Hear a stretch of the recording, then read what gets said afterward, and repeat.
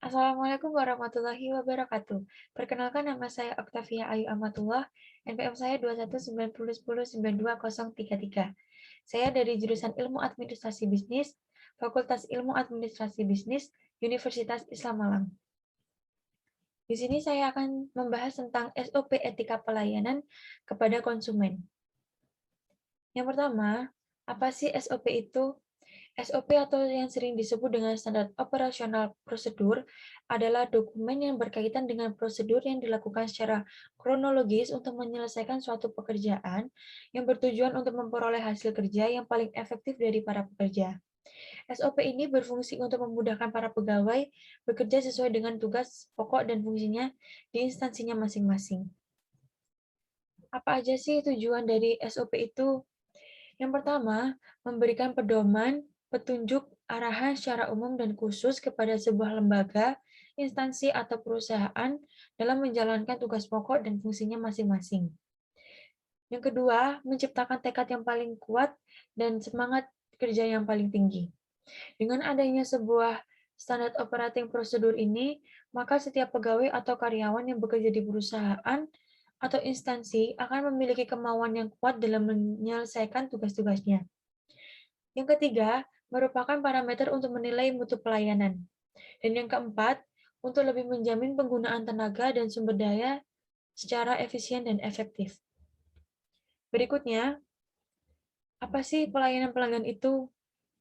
Secara umum, pelayanan pelanggan ini suatu kegiatan yang ditujukan kepada seseorang untuk memberikan kepuasan kepada pelanggan melalui pelayanan yang diberikan. Pentingnya pelayanan ini tidak lepas dari efek yang ditimbulkan dari kesan atau persepsi ketika pelanggan berhubungan langsung. Salah satu yang dapat ditangkap oleh pelanggan adalah etika dalam memberikan pelayanan yang ditujukan oleh pemberi layanan. Mengingat dampaknya yang cukup hebat dalam menggait pelanggan, maka para pemilik usaha harus memberikan perhatian dan pelatihan yang memadai kepada customer service sebagai garda terdepan untuk mendukung kemajuan usaha mereka. Berikutnya, apa sih etika itu? Etika sering disebut sebagai tindakan yang mengatur perilaku atau tingkah laku manusia dalam bermasyarakat. Tingkah laku ini perlu diatur agar tidak melanggar norma-norma atau kebiasaan yang berlaku di masyarakat. Berikutnya ialah beberapa hal yang diatur dalam beretika secara umum antara lain. Yang pertama, penampilan. Dan yang kedua, sikap dan perilaku. Yang ketiga, cara berpakaian. Yang keempat, cara berbicara. Yang kelima, gerak-gerik. Dan yang keenam, cara bertanya. Berikutnya, ada dua faktor yang mempengaruhi terwujudnya etika yang baik dalam pemberian pelayanan.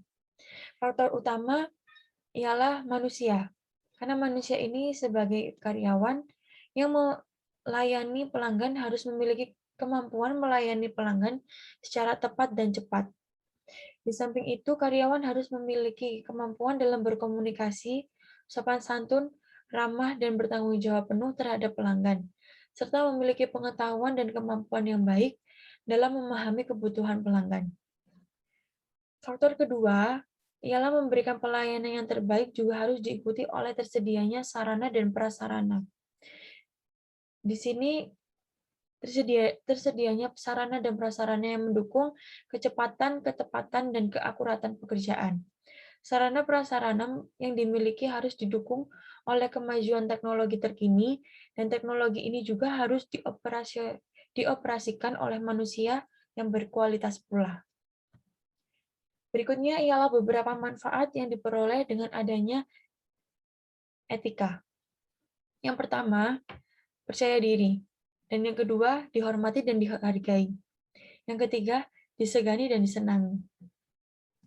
Berikutnya saya akan memberikan contoh kasus cara melayani pelanggan di sebuah toko. Yang pertama ialah sapa dan salam. Karena dengan salam merupakan langkah dari sebuah komunikasi. Yang kedua, ceria dan murah senyum. Karena dengan kita memberikan senyuman seperti itu kepada pelanggan, itu akan membuat pelanggan itu senang berinteraksi dengan kita. Yang ketiga, tanyakan apa yang mau dibeli. Yang keempat, berikan solusi dan alternatif lain. Dengan cara kita memberikan penawaran produk alternatif lain, kita juga bisa membuat pelanggan itu mengetahui apa aja berbagai macam produk yang kita jual. Berikutnya, jangan terlalu mengawasi atau mencurigai, seperti mengikuti pelanggan saat mencari barang, seperti itu. Yang terakhir, jangan sibuk mengobrol atau merumpi, karena itu akan membuat pandangan pelanggan itu jelek kepada kita. Oke, terima kasih. Sekian presentasi dari saya. Wassalamualaikum warahmatullahi wabarakatuh.